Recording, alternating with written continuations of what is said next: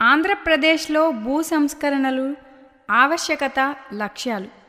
భూమికి అధికారి ప్రభుత్వం. 1872 రాబర్ట్ మున్రో రైత్వారీ పద్ధతి. భూమి అనేది ఒక ఆర్థిక వనరుగా గుర్తించబడింది. చరిత్రపరంగా భూమిపై సర్వాధికారాలు రాజ్య సింహాసనానికి అప్పగించబడినవి. అంటే భూమికి సర్వాధికారి రాజు. వ్యవసాయదారుడు లేదా రైతు తను సాగు చేసే భూమిని రాజు వద్ద నుండి పొంది ఆ భూమిలో వ్యవసాయం సాగించేవాడు.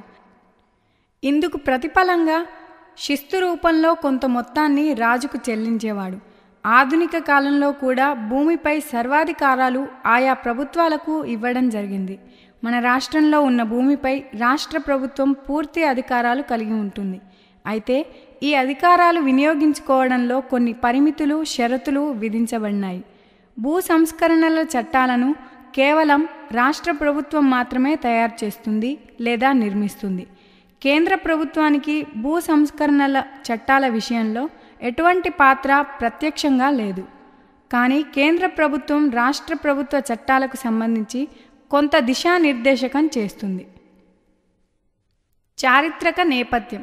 క్రీస్తుపూర్వం 113-110 సంవత్సరాల మధ్యకాలంలో రోమన్ సామ్రాజ్యంలో భూ సంస్కరణలను ప్రవేశపెట్టడం జరిగింది. క్రీస్తు శకం 6వ శతాబ్దపు ప్రాంతంలో గ్రీకు రాజ్యంలో భూ సంస్కరణలను చేపట్టారు.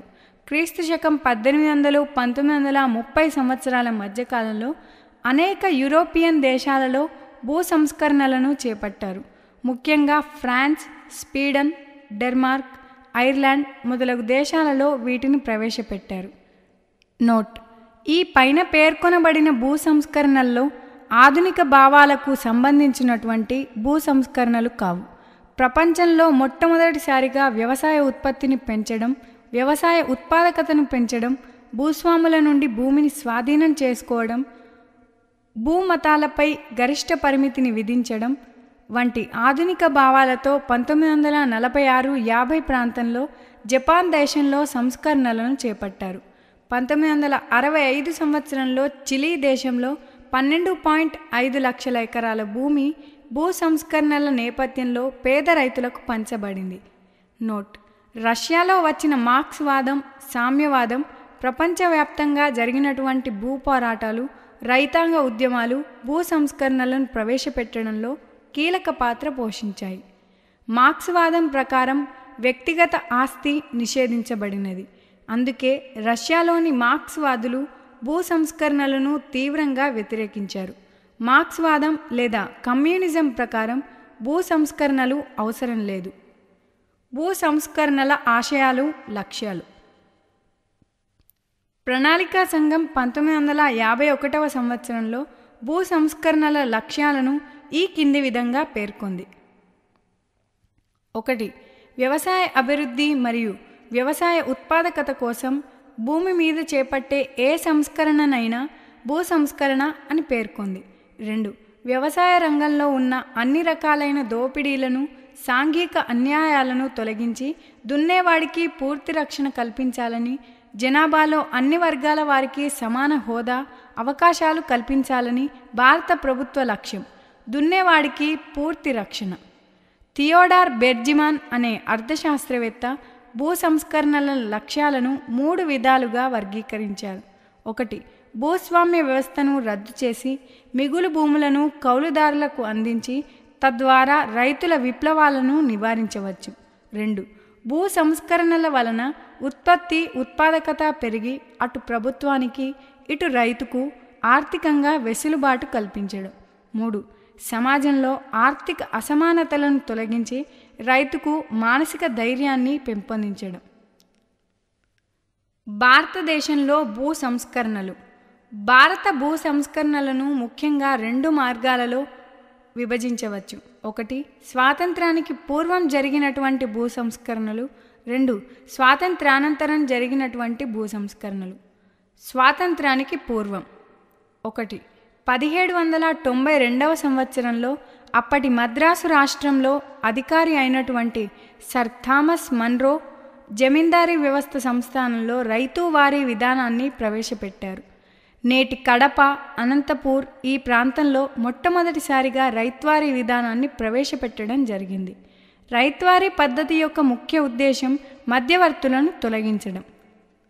2. 1889 సంవత్సరంలో డాక్టర్ వాల్కర్ అనే ఆర్థికవేత్త లోపభూయిష్టమైన భూస్వామ్య విధానాలే భారతదేశ వ్యవసాయ రంగంలో తక్కువ ఉత్పత్తికి కారణం అని అన్నారు. 3. అనేక మంది జాతీయ నాయకులు స్వతంత్ర ఉద్యమ సమయంలో పేద రైతుల పట్ల తమ సానుభూతిని వ్యక్తం చేస్తూ భూ సంస్కరణలు అవసరం అని పేర్కొన్నారు. అయితే ఈ దిశగా ఎవరూ గట్టి ప్రయత్నం చేయలేదు. 4. 1928 సంవత్సరంలో ఇండియన్ నేషనల్ కాంగ్రెస్ సదస్సులో జవహర్లాల్ నెహ్రూ భూస్వామ్య విధానాలను తొలగించి పేద రైతులను ఆదుకోవాలి అని అన్నారు. స్వాతంత్ర్యానంతరం జరిగిన విషయాలు. స్వాతంత్ర్యానంతరం వ్యవసాయ అభివృద్ధి, ఆర్థిక అభివృద్ధి, వ్యవసాయ ఉత్పాదకత పెంపు, సాంఘిక న్యాయం అనే ఉద్దేశాలతో భూ సంస్కరణలను చేపట్టారు.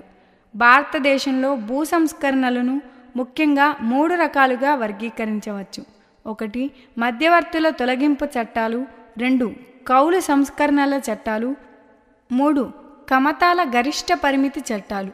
ఆంధ్రప్రదేశ్లో భూ సంస్కరణలు. స్వాతంత్రోద్యమ కాలంలో భూ సంస్కరణ ఉద్యమాలు. ఆంధ్ర ప్రాంతంలో వచ్చిన ఉద్యమాలు. 1. 1928 సంవత్సరంలో ఆచార్య ఎన్జి రంగా ఆంధ్ర రాష్ట్ర రైతు సంఘం ఏర్పాటు చేశాడు. 2. 1931 సంవత్సరంలో ఆంధ్ర రాష్ట్ర జమీన్ సంఘాలు ఎన్జి రంగా నేతృత్వంలో ఏర్పడ్డాయి. 3. 1933 నిడుబ్రోలు అనే ప్రాంతంలో వ్యవసాయదారులకు రాజకీయ పాఠశాలలను ఎన్జి రంగా రైతుల చైతన్యం కోసం ప్రారంభించాడు.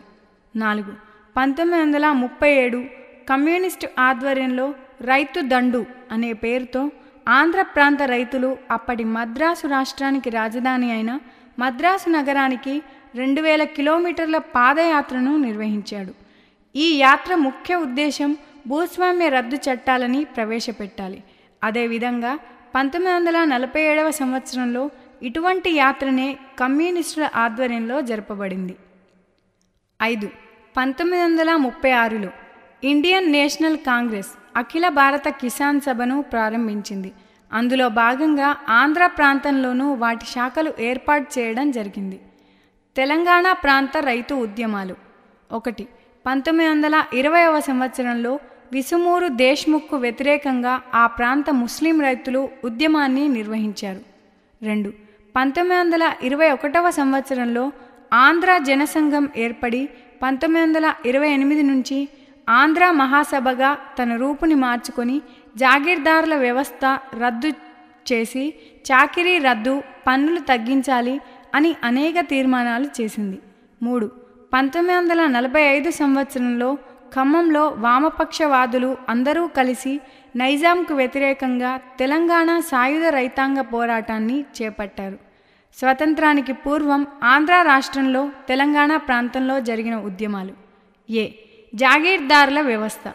నిజాం నవాబు తన ఆస్థానంలో ఉన్నటువంటి ప్రముఖ అధికారులకు జాగీర్ల రూపంలో గ్రామాలను దత్తత ఇచ్చేవారు. వీటి నుండి వసూలు అయిన శిస్తులో ప్రభువుకు వాటా ఉంటుంది. ఇనాందార్ల వ్యవస్థ. నైజాం నవాబు దేవాలయాలకు, మసీదులకు, కొన్ని స్వచ్ఛంద సేవా సంస్థలకు గ్రామాలను విరాళంగా అందించేవారు. వీటి నుండి వసూలు అయిన శిస్తులో ప్రభువుకు వాటా ఉంటుంది. ఇనాం అనగా బహుమతి. రాజు కవులకు, కళాకారులకు కూడా ఇనాంగా గ్రామాలను పంచేవారు. సర్పేఖాన్ వ్యవస్థ. నైజాం ప్రభువు తన దైనందిక రోజువారీ ఖర్చుల కోసం కొన్ని గ్రామాలను కొంతమంది అధికారులకు ఇచ్చేవాడు. 1947 సంవత్సరం ప్రాంతానికి సుమారు 1437 గ్రామాలు ఈ వ్యవస్థ కింద ఉండేవి. ఎస్టేట్స్ లేదా సంస్థానాలు. హిందూ రాజులు లేదా హిందూ భూస్వాములు ఉన్నటువంటి ప్రాంతాలను సంస్థానాలు అని పిలిచేవారు. వీటికి పరిపాలనాపరమైన కొంత స్వాతంత్రం ఇవ్వబడేది. కానీ వీరి నైజాం నవాబు అధికారం కింద లోబడి ఉండాలి. ఆంధ్ర ప్రాంతంలో భూస్వామ్య పద్ధతులు. జమీందారీ వ్యవస్థ. ప్రభుత్వం చేత గుర్తించబడిన శిస్తు వసూలు చేసే భూస్వామిని జమీందార్ అనేవారు. సాధారణంగా ఈ వ్యవస్థ లేదా హక్కు వంశపారంపర్యంగా సంక్రమించేది. బి. ఇనాందారీ వ్యవస్థ. సి. ఎస్టేట్స్ లేదా సంస్థానాలు. నోట్: రైత్వారీ విధానం అటు కొంత తెలంగాణ ప్రాంతంలోనూ ఇటు ఆంధ్ర ప్రాంతంలోనూ ఉండేది. రైత్వారీ విధానంలో ప్రభుత్వానికి రైతుకు మధ్య మధ్యవర్తులు లేరు. అయితే శిస్తు ఎక్కువగా వసూలు చేయడం వలన రైత్వారీ పద్ధతి గల ప్రాంతాలలో కూడా రైతులు తిరుగుబాటు చేసిన సంఘటనలు కలవు. స్వాతంత్రానంతరం ఆంధ్ర రాష్ట్రంలో భూ సంస్కరణలు. ఆంధ్రప్రదేశ్లో భూ సంస్కరణలు మొదటి దశ 1947-1970. 1947 నుంచి 1970 మధ్యకాలంలో వచ్చిన చట్టాన్ని మొదటి దశ భూ సంస్కరణలుగా పిలుస్తారు. ఆంధ్రప్రదేశ్లో వచ్చిన భూ సంస్కరణ చట్టాలను 3 రకాలుగా వర్గీకరించవచ్చు. 1. మధ్యవర్తుల తొలగింపు చట్టాలు. 2. కౌలుదారుల రక్షణ చట్టాలు. 3. భూ గరిష్ట పరిమితి చట్టాలు. తెలంగాణ ప్రాంతంలో వచ్చిన చట్టాలు. జాగీర్దార్ల రద్దు, ఇనాందార్ల రద్దు చట్టాలు. ఏ. నైజాం ప్రభువుపై జరిగిన పోలీస్ చర్య అనంతరం 1949 సంవత్సరంలో అప్పటి ప్రభుత్వం హైదరాబాద్ వ్యవసాయ సంస్కరణ కమిటీని ఏర్పాటు చేయడం జరిగింది. ఈ కమిటీ భూ సంస్కరణలకు సంబంధించి సలహాలను, సూచనలను అప్పటి ప్రభుత్వానికి నివేదించింది. బి. 1949 ఆగస్టు 15న హైదరాబాదు జాగీర్ల రద్దు రెగ్యులేషన్ చట్టం ప్రకటించారు. దీని ప్రకారం మొదట జాగీరు భూములను, తర్వాత సర్పేఖాన్ భూములను రైత్వారీ భూములుగా ప్రకటించి దున్నేవాడికే ఆ భూములను అప్పగించడం జరిగింది. అయితే జాగీర్దారులకు పెద్ద మొత్తంలో అనగా సుమారు 22 కోట్ల రూపాయలు నష్టపరిహారం చెల్లించారు. ఈ చట్టంలో ఉన్నటువంటి ప్రధాన లోపం భూస్వాములు తాము స్వంతంగా సాగు చేసుకునే భూమిని ఎటువంటి గరిష్ట పరిమితులు లేకుండా తిరిగి వారికి కేటాయించడం జరిగింది. సి. జాగీరు భూములు, ఇనాం భూములు ఒకటి కావు అనే ఉద్దేశంతో 1955 సంవత్సరం వరకు ఇనాం భూముల విధానాన్ని రద్దు చేయలేదు. ఈ చట్టం ప్రకారం మత సంస్థల, దేవాదాయ భూములను స్వాధీనపరచుకోవడం అనేది మతపరమైన ఘర్షణలకు దారితీయవచ్చు అనే ఉద్దేశంతో ఈ చట్టాన్ని సమర్థవంతంగా, చిత్తశుద్ధితో అమలుపరచలేదు. 1967లో తిరిగి ఈ చట్టాన్ని ప్రవేశపెట్టాలని ప్రయత్నం జరిగినా అది సఫలం కాలేదు. ఆంధ్ర ప్రాంతంలో మధ్యవర్తుల తొలగింపు చట్టాలు. 1. మద్రాసు ఎస్టేటు రద్దు. రైత్వారీ మార్పు అనే బిల్లు 1949 సంవత్సరంలో శాసనసభ ఆమోదం పొంది 1950 నుండి అమలులోకి వచ్చింది. ఈ చట్టం 1938లో ప్రకాశం కమిటీ రిపోర్ట్ ఆధారంగా నిర్మించబడినది. ఈ చట్టంలో కూడా జమీందారులకు నష్టపరిహారం, జమీందారులు స్వంతంగా వ్యవసాయం చేసుకునే భూములకు వారిని ఇచ్చివేయడం జరిగింది. ఈ చట్టం కిందే ఇనాం భూ ఎస్టేట్లను కూడా రద్దుపరిచి ఆ స్థానంలో రైత్వారీ పద్ధతిని ప్రవేశపెట్టారు. 2. ఆంధ్రప్రదేశ్ ఆంధ్ర ఏరియా ఇనాముల రద్దు మరియు రైత్వారీగా మార్చు చట్టం 1956. సమస్యలు. 1. జమీందారులకు ఈ చట్ట ప్రాముఖ్యతను ముందుగానే గుర్తించి ఈ చట్టాలలోని మినహాయింపుల ద్వారా బినామీ పేర్లపై పెద్ద మొత్తంలో భూములను కాపాడుకున్నారు. 2. ఈ చట్టాలలోని మినహాయింపుల వలన కౌలుదారులను బలవంతంగా భూమి నుండి గెంటివేయడం అనే కొత్త సమస్య ఉత్పన్నమైంది. ఈ నేపథ్యంలోనే కౌలు సంస్కరణ చట్టాలు వచ్చాయి. కౌలు సంస్కరణల చట్టాలు. తెలంగాణ ప్రాంతంలో కౌలు జారీ చట్టాలు. 1. హైదరాబాదు వ్యవసాయ సంస్కరణల కమిటీ సూచన మేరకు హైదరాబాదు కౌలు వ్యవసాయ భూముల చట్టం 1950లో వచ్చింది. 2. హైదరాబాద్ ప్రివెన్షన్ ఆఫ్ ఎవిక్షన్ చట్టం 1952లో వచ్చింది. కౌలు పరిణామం మాగాణి భూములను ఉత్పత్తిలో 1/3 వంతు, మెట్ట భూములను 1/4 వంతుగా ఉండాలని పై చట్టం పేర్కొంది. సెక్షన్ 35E ప్రకారం కొన్ని నిబంధనలకు లోబడి భూస్వామి నుండి నిర్బంధంగా భూమిని ప్రభుత్వం స్వాధీనం చేసుకొని కౌలుదారులకు పూర్తి యాజమాన్య హక్కులు కల్పించడానికి అవకాశం కల్పించింది. ఆంధ్ర ప్రాంతంలో కూడా 1956లో కౌలు సంస్కరణల చట్టాలు ప్రవేశపెట్టారు. అయితే ఇవి విజయవంతం కాలేదు. వీటిలోని ప్రధాన లోపాలు లబ్ధిదారులు లిఖిత రూపంలో ఆ భూమిని కౌలుకు తీసుకున్నట్లు నిరూపించలేకపోవడం, చెరుకు మరియు వేరుశెనగ వంటి కొన్ని రకాల భూములను ఈ చట్టాల నుండి మినహాయించడం జరిగింది. భూగరిష్ట పరిమితి చట్టాలు. ఆంధ్రప్రదేశ్ భూగరిష్ట పరిమితి చట్టం 1961. 1958వ సంవత్సరంలో ఈ చట్టం ప్రవేశపెట్టగా 1961వ సంవత్సరంలో ఈ చట్టం అమల్లోకి వచ్చింది. ఈ చట్ట ప్రకారం కుటుంబంలోని ప్రతి సభ్యుడికి గరిష్టంగా 27 ఎకరాల నుండి 324 ఎకరాల వరకు కేటాయించడం జరిగింది. దేవాలయ భూములు, చెరుకు పండించే భూములు ఈ చట్టం నుండి మినహాయించబడ్డాయి. ఈ చట్టం వల్ల 30 లక్షల ఎకరాల మిగులు భూమి అందుతుందని అంచనా వేస్తే చివరకు ప్రభుత్వం స్వాధీనం చేసుకున్న మిగులు భూమి ఆంధ్ర ప్రాంతంలో 4,305 ఎకరాలు, తెలంగాణ ప్రాంతంలో 27,300 ఎకరాలు. మొదటి దశ భూ సంస్కరణల పరిశీలన కమిటీలు. 1. 1955 గుల్జారీ లాల్నందా అధ్యక్షతన ప్రణాళికా సంఘం నియమించిన కమిటీ. ఇది మొట్టమొదటి భూ సంస్కరణల పరిశీలనా కమిటీ. 2. 1966 ప్రణాళికా సంఘం భూ సంస్కరణల పరిశీలన కోసం ప్రత్యేకంగా ఒక కమిటీని నియమించింది. 3. 1973లో ప్రణాళికా సంఘం పిఎస్ అప్పు నేతృత్వంలో ఒక ప్రత్యేక టాస్క్ ఫోర్స్ ఏర్పాటు చేసి భూ సంస్కరణల పరిశీలనను జరిపింది. ఈ టాస్క్ ఫోర్స్ రిపోర్ట్ ప్రకారం ఆంధ్రప్రదేశ్లో భూ సంస్కరణల అమలు పట్ల నిర్లబ్ధత ఉండడానికి ప్రధాన కారణంగా లోపభూయిష్టం అయిన భూ చట్టాలు, భూదాన ఉద్యమం, ఉన్నత మార్గాలు, అధికారంలో ఉండడం, కమ్యూనిస్టులు ప్రజాస్వామ్య వ్యవస్థలో భాగం కావడం అని పేర్కొంది. భూదాన ఉద్యమం. ఆచార్య వినోబా భావే తెలంగాణలోని వివిధ గ్రామాలలో శాంతి సభలను ఏర్పాటు చేశారు. ఇందులో భాగంగా 1951 ఏప్రిల్ 18న నల్గొండ జిల్లా పోచంపల్లి గ్రామంలో హరిజనుల ఆర్థిక పరిస్థితి మెరుగుపరుచుకోవడానికి వి రామచంద్రారెడ్డి అనే భూస్వామి 100 ఎకరాలు దానం ఇవ్వడం జరిగింది. ఈ ఘటన భూదాన ఉద్యమానికి నాంది పలికింది. భూదాన ఉద్యమంలో భాగంగా 1967 నాటికి ఆంధ్ర రాష్ట్రంలో 42.7 లక్షల ఎకరాలు దానంగా లభించగా 12 లక్షల ఎకరాలు పునః పంపిణీ చేయబడినవి. ఇందులో భాగంగా అనేక చట్టాలను ప్రభుత్వం నిర్లక్ష్యం చేయడం జరిగింది. ఆంధ్ర రాష్ట్రంలో రెండవ దశ భూ సంస్కరణలు. ఆంధ్రప్రదేశ్ భూ గరిష్ట పరిమితి చట్టం 1973. 1970 నాటికి గల ఆర్థిక, రాజకీయ, సాంఘిక కారణాలు రెండవ దశ భూ సంస్కరణలకు కారణం అయినాయి. 1972లో అప్పటి ప్రధాని రాష్ట్ర ముఖ్యమంత్రుల సమావేశం ఏర్పాటు చేసి భూ సంస్కరణలను తిరిగి చేపట్టాలి అని కొన్ని మార్గదర్శక సూత్రాలను ప్రకటించారు.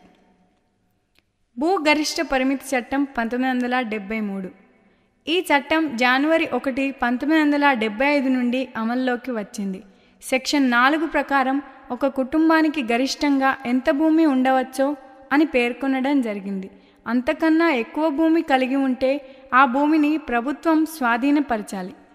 ఈ చట్టం ప్రకారం కుటుంబం అంటే 5 లేదా అంతకన్నా తక్కువ మంది సభ్యులు. సెక్షన్ 4 ప్రకారం మాగాణి భూములను 6 రకాలుగా, మెట్ట భూములను 5 రకాలుగా వర్గీకరించారు. మాగాణి గరిష్ట పరిమితి క్లాస్ ఏ 2 పంటలకైతే 10 ఎకరాలు, మిగిలిన భూమి 15 ఎకరాలు. మాగాణి గరిష్ట పరిమితి క్లాస్ బి 2 పంటలు 12 ఎకరాలు, మిగిలిన భూమి 18 ఎకరాలు. క్లాస్ సి 13.5 ఎకరాలు, మిగిలిన భూమి 20 ఎకరాలు. క్లాస్ డి 15 ఎకరాలు, మిగిలిన భూమి 22.6 ఎకరాలు. క్లాస్ ఈ 2 పంటలు 16.5 ఎకరాలు, మిగిలిన భూమి 22.6 ఎకరాలు. క్లాస్ ఎఫ్ 2 పంటలు 18 ఎకరాలు, మిగిలిన భూమి 27 ఎకరాలు. మెట్ట భూమి క్లాస్ జి గరిష్ట పరిమితి 35 ఎకరాలు. మెట్ట భూమి క్లాస్ హెచ్ గరిష్ట పరిమితి 40 ఎకరాలు. మెట్ట భూమి క్లాస్ ఐ గరిష్ట పరిమితి 45 ఎకరాలు. మెట్ట భూమి క్లాస్ జే గరిష్ట పరిమితి 50 ఎకరాలు. మెట్ట భూమి క్లాస్ కే గరిష్ట పరిమితి 54 ఎకరాలు. పట్టణ భూ గరిష్ట పరిమితి చట్టం 1976. ఈ చట్టం ప్రకారం ఆంధ్ర రాష్ట్రంలోని నగరాలను, పట్టణాలను 5 రకాలుగా వర్గీకరించారు. కేటగిరీ ఏ ప్రతి వ్యక్తికి 500 చదరపు మీటర్లు. కేటగిరీ బి ప్రతి వ్యక్తికి 1000 చదరపు మీటర్లు. కేటగిరీ సి ప్రతి వ్యక్తికి 1500 చదరపు మీటర్లు.